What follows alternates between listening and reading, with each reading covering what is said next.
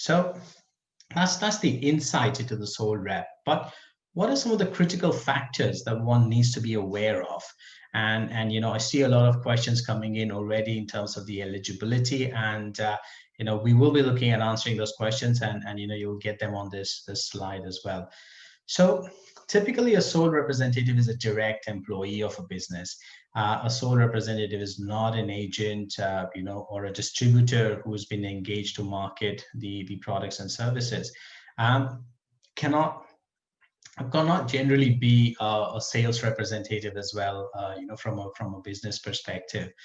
So it's just one person who is a direct employee of a business, and the sole representative also is not a majority shareholder. So it says 50% on the screens, but the key part is to say that it's not a majority shareholder. So again, it'll depend on how many other people are there as a part of the business. But they definitely cannot control more than 50% of the voting rights. They cannot be a self-employed owner of that business. So from a sole proprietor's perspective, this becomes slightly difficult to kind of work through, to make an application. And again, what the Home Office is looking for is for the applicant to not have a majority stake either directly or indirectly. So that's the key component. So two key criteria so far. The person must be an employee, a direct employee of the business. They must not be a majority shareholder. They can own some shares or they can own no shares, which is also fine. So it's not compulsory that they have to be a shareholder. They could be a regular employee without a stake in the business, and that's perfect as well. That's not a problem. But if there is a stake in the business, then it should not be a majority stake. Now, what the Home Office looks for is to say that the business which is sending a representative overseas must be a trading business. So it should not be a shell company which has just been set up, and you may be filing tax returns for that company, or you may be filing zero value returns for that business. But if it's not an active business, you'll find it difficult to pass muster to say that why would you want to expand to the UK? The business must have its primary place of business or clientele should be outside of the UK. So it is designed for companies to test the waters to enter the UK, and generally it requires the principal place of business be outside. Now, we get asked a question a lot of times to say, what should be the turnover for a business to qualify for this? Now, the Home Office typically does not, define a minimum criteria to say that, this is the minimum turnover that is needed from a business's perspective. But what they do say instead is that the business should have adequate funds to support an expansion.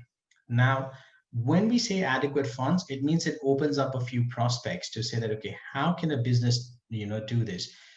We've represented clients who had a turnover which is, which can be about 4 to 5 crore rupees in Indian rupee terms, about 300 or $400,000 in the US dollar currency terms.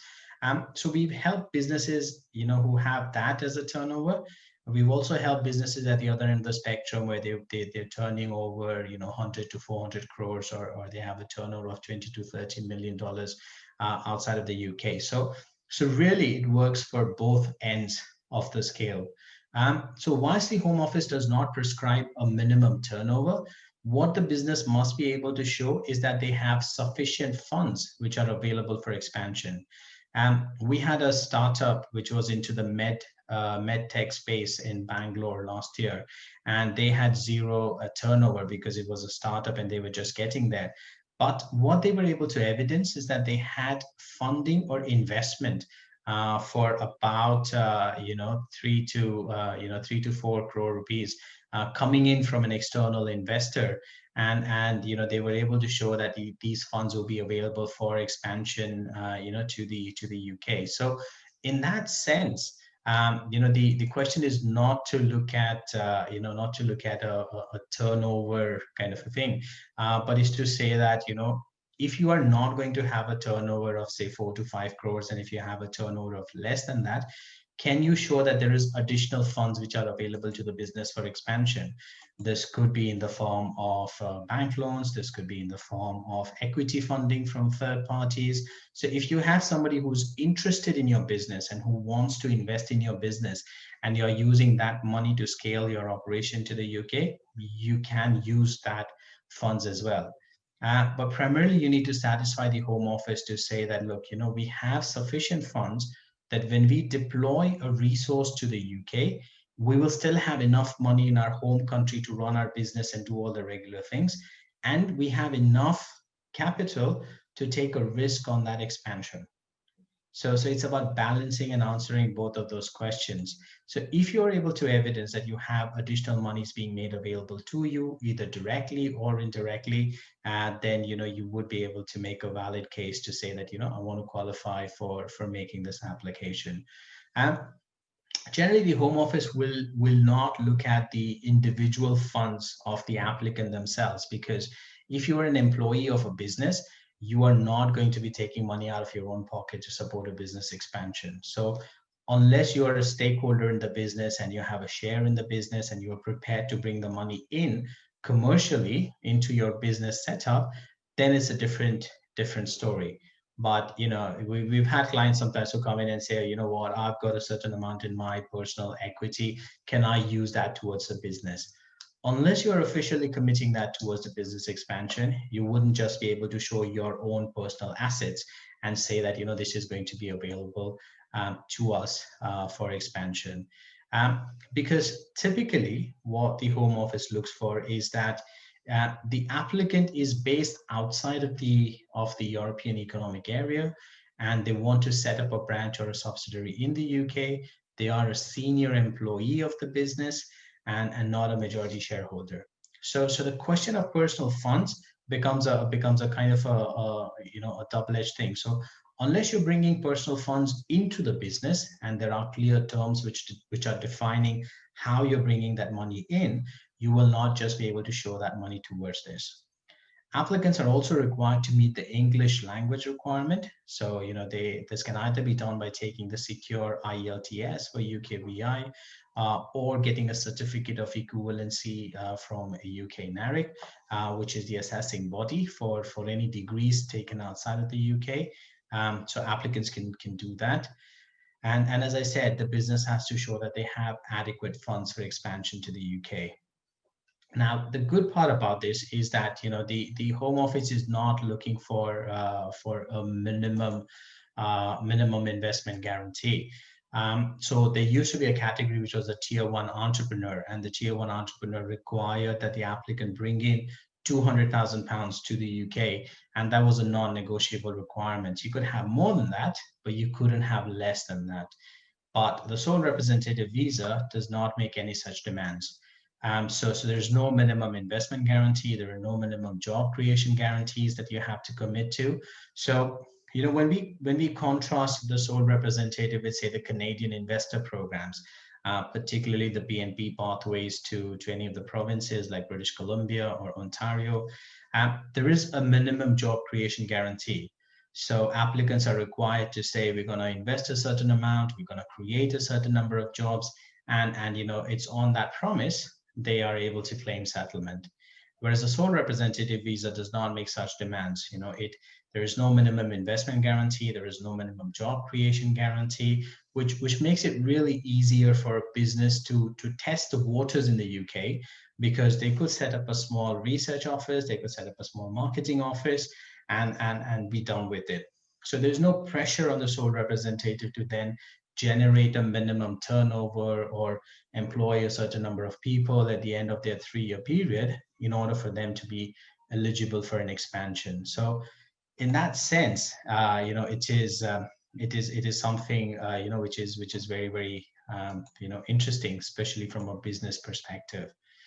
Now, most of the time when clients look at what is the sole representative visa process, well, the first stage from our perspective is to carry out a personalized review.